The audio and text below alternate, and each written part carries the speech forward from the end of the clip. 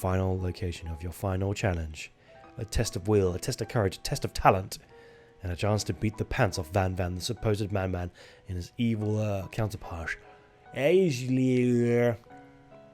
planned, you begin to run through a quick pet test of a recipe you've been working on. Grax's famous chicken pot pie. After practicing for months, making the dish come second nature to you, and you're able to quickly get a fresh pot pie in the oven, but as soon as you do, your cram session is interrupted by Colonel Sanders. Grax, what are you doing here? There's still time before the final exam. Oh, just taking it all in. I'm big into visualizing success. I'm looking at my station and picturing victory. The pot pie has begun to bake, and the smell is slowly filling the space around you. Visualizing, huh? That's not too bad. I was hoping you were here cooking something delicious. I know you'd usually happily share your food with anyone who's hungry, but the last time you let Colonel Sanders get you in your head, it cost you a cook-off. You decided that it's time to put your cooking above your romantic desires, but that decision gets hard to stick with when the oven time goes up above you. Fess up about your practice dish. Okay, you got me. I'm doing a little bit more than visualizing. I know. My nose can smell a pot pie from 400 yards. That's an oddly specific distance, but you expected nothing less from such a oddly specific man. You knew it was a pot... Wait, you knew it was a pot pie just from the smell? Not just a pot pie. A chicken pot pie with an old buttered crust. And my nose is telling me something else. Oh no, is it burning? Ha! No, I can smell it was made by a heaping help of TLC. But it's probably stopped burning any second if you don't pull it out. The moment of truth. Wow, look at this. I don't think you can buy chicken pot pies in the UK. It's the best pot pie I've ever tasted. I've always loved country cooking, and I could eat this all day. Ah, he loves my cooking. There's no time left. The final showdown. It's about to begin. Spiegels laid down the ground rules. There are no rules. There are no rules. Except to cook with everything you've got. You step up for the cook-off of a lifetime. You decide that mac and cheese plus the pot pie you've been practicing are just the dishes that will push you over the edge to victory. By the way, you could probably buy these ingredients at KFC. Meanwhile, both Van Van and are preparing wildly elaborate dishes per the usual, over-the-top selves. Wait, hang on, what was wrong with his hand? Miriam has a giant magnifying glass and several set of tweezers. She's definitely prepared to go big, doing small. Colonel Sanders seems to be harnessing his 11 herbs and spices, but he's trying to find a way to improve on something perfect. His original recipe, trademark, fried chicken. The intensity in the room started to fall 10 out of 10 with a frenzy of action. Everyone is calling out a really special cooking moves as they prepare their food. Wow, this is getting serious. Colonel Sanders batters his chickens as it what? Does it levitates in the air? Egg wash. Miriam furiously injects ingredients into an itty-bitty pot of broth. Best friend, Bastard Blaster! Van Van flexes his pectorals as he chops over a sea urchin. Let's rock and ride! Scoops of pastries off the tray with lightning speed. Shadow personality spatula! Even Clank gets in on it. 5-dial pressure point cooking. The 5-dial pressure point chicken cooking technique. Wait, hang on. When did he learn to speak English? It's the singularity, as we foretold. We mustn't let it happen, or the appliance uprising will let us take us all. Self-destruct. Van Van quickly unplugs Clank and rolls him out the back door of the arena. As you frantically prepare your dishes, you notice has her spellbook out. She could have used the dark magic to turn the tides? You've got a dark book of your own. You desperately do not want to see a winner against battle. She take the opportunity to fight magic with magic, even so you... Yeah, let's do it. You take out the owner's spellbook and the instinctive guides to a page you've never seen before. It's a summoning spell that will conjure up a spork monster. Now it's like it's a good time to act the chaos in the mix. You have summoned me. The broom cooking arena. So many fond memories of battling in this place. In my old life. In your old life? I wasn't always impulsive you see before me. No, I was but a student like yourself who attended the school. Spork Monster notices the book you're holding. I see what's going on here. Things aren't going your way, huh? Been there, my friend. I tried to cast a spell on myself to imbibe my body with the powers of my favorite food. As you can imagine, things did not turn out as planned. When spells say only cast in the case of emergency, they mean it. I'm kind of a pinch here. Got any better ideas? The Spork Mouse smiles, curls up mischievously. For starters, never cast spells on yourself. Cast them on your rivals. Just tell me who has given you the trouble, and we'll take very good care of them. You motion to Ursula. Before you can think better of this dastardly destruction, he recites a spell that turns into a chicken. Now a mere bird, her flaps her wings and guides off and produce section of the arena far from her station. Okay, gotta go. Bye. Oh, this could be dangerous. You've immediately racked with guilt over this act of trying. Oh, this could be dangerous. You're immediately racked with guilt over this act of blatant transmogrification. You don't know what to do. Would it be poetic justice for Ashley to live out the rest of her life as a chicken? And yet, that seems unspeakably cruel. After all, it's just a cooking competition. I'll try and save her. You turn to the paste and cast a reverse spell. Chicken Ashley turns back to herself. Bok! She's still in shock and still doing some chicken-like movements, but otherwise she appears to be alright. Here.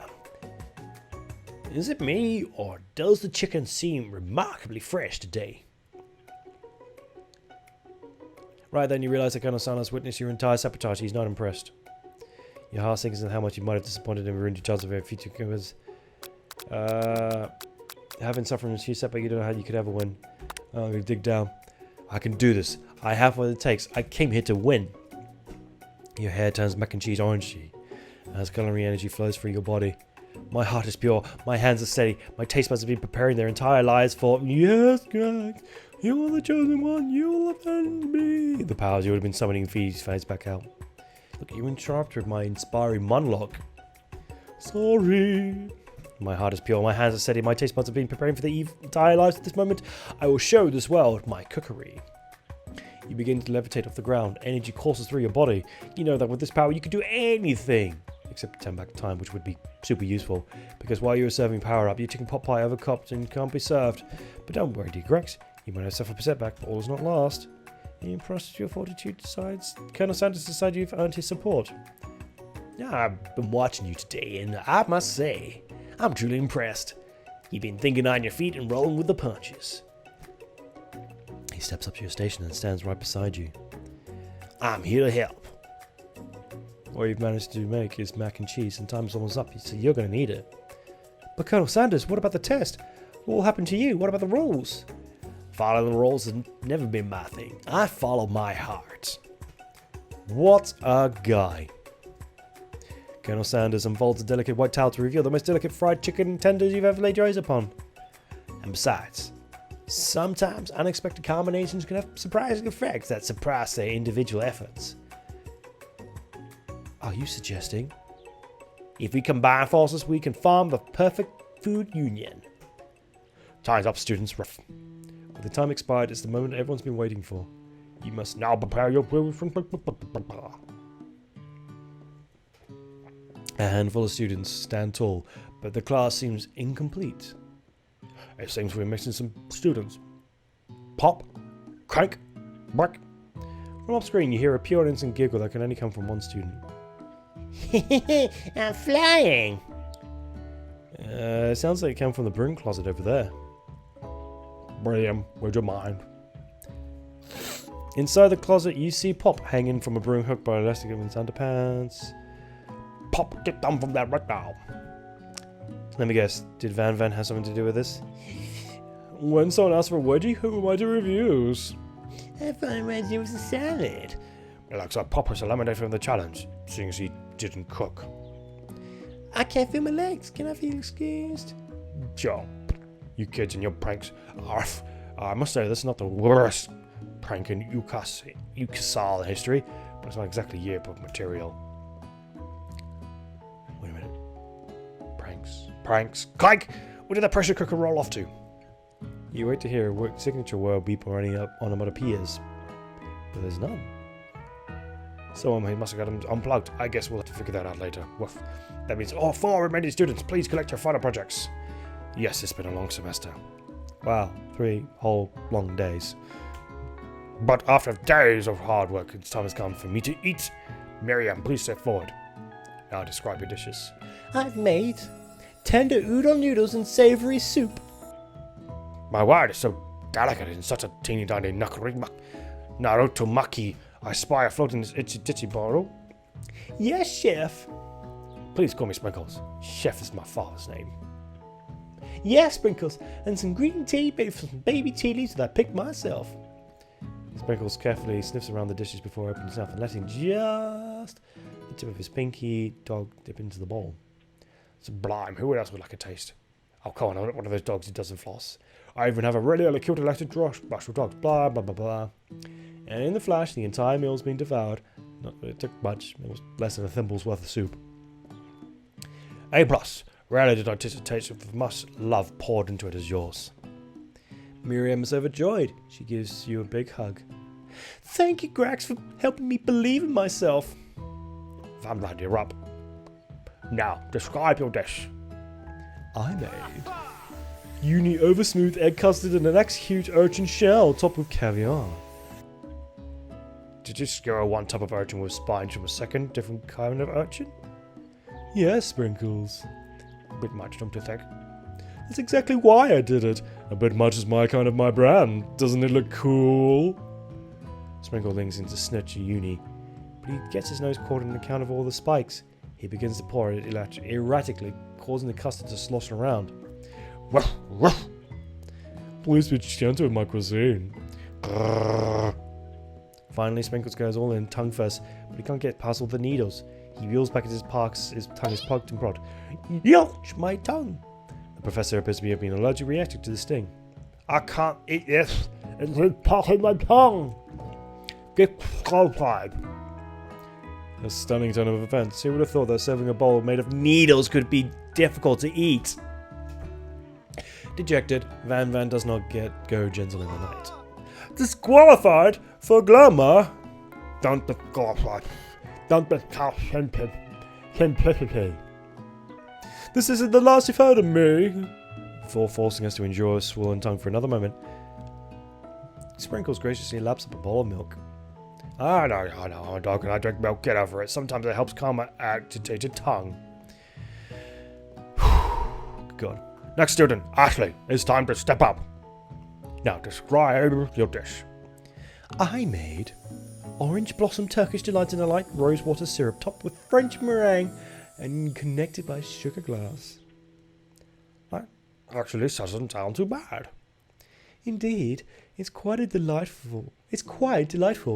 However, I ask that you may please refrain from eating it or attempting to taste it anyway. It's very fragile and it's meant to be a display piece. What, don't eat the food? At a cooking school? Got toast in your ears or something, Grax? I told you it was a display piece. Ashley, I must say, it is beautiful. However, this is a cooking competition. At a cooking school. Yes, which is why I cooked it and I did an extremely good job cooking it too. I didn't realise we were having an eating exam. If I wanted to be judged on eating, I'd go to the College of Eating School for the Hungry.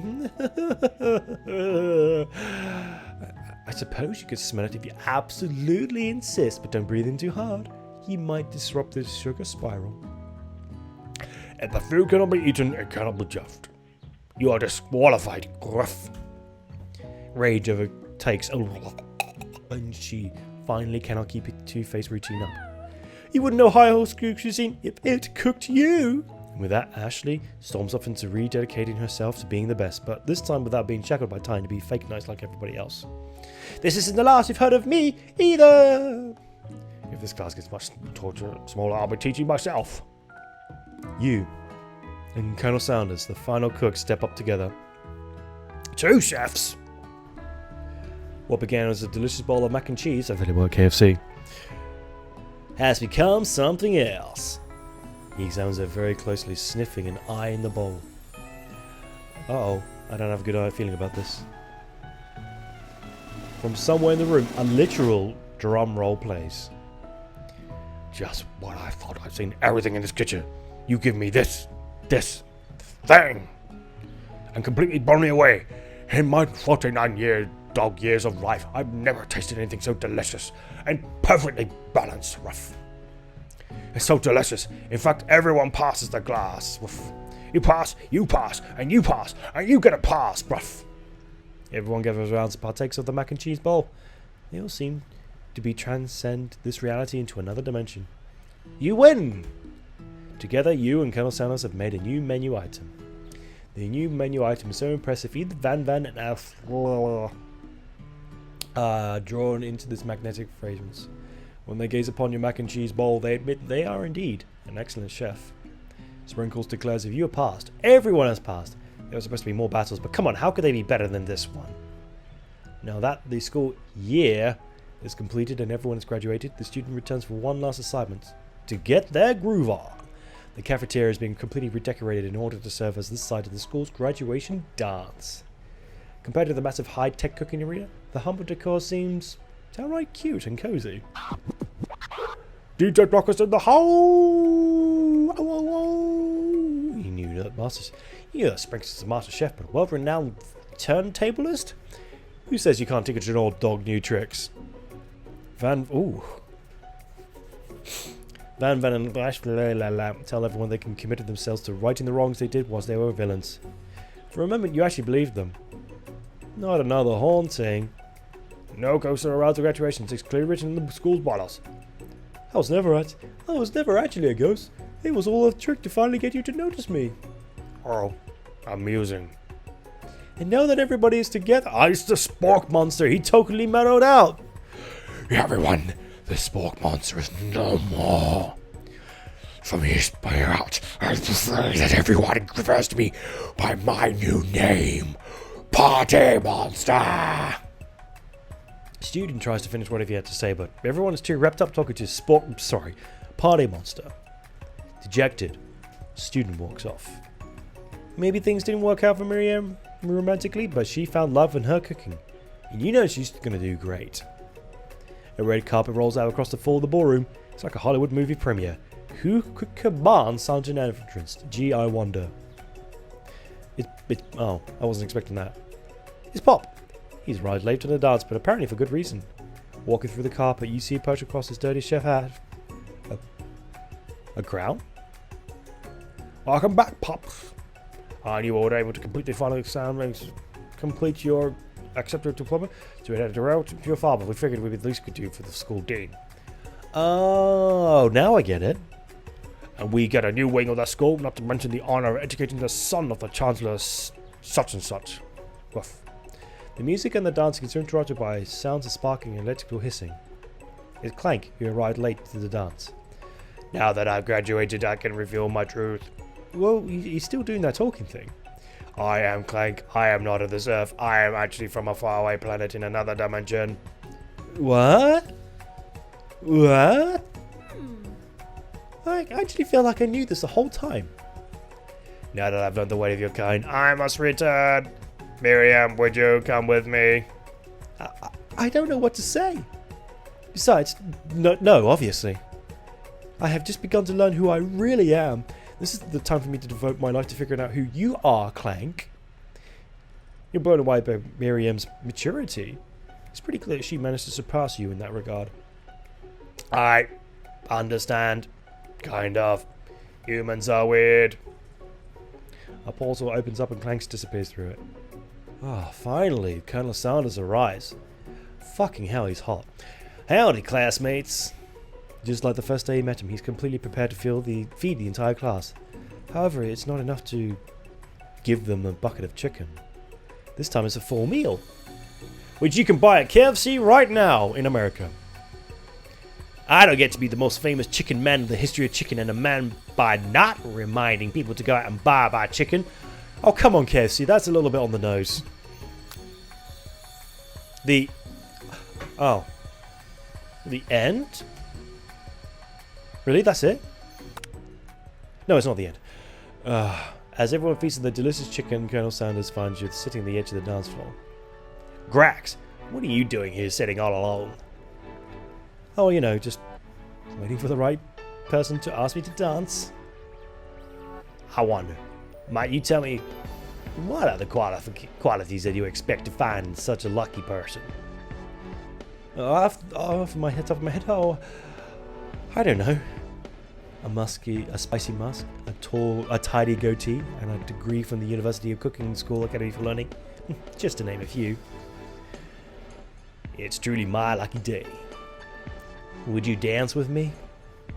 Yes! I would love to. As you glide across the dance floor hand in hand with Colonel Sanders, the future stretches out in front of you. And once my 100th franchise is up and running, I'll be ready to take a day off. And I'll be so glad to spend it with you. Together with you, Grax. How sweet. We'll work together and play together. Colonel Sanders stopped dead in his tracks. Work together? Well, I think this is something I need to do by myself. But who will help you run your restaurants? I don't believe I need help.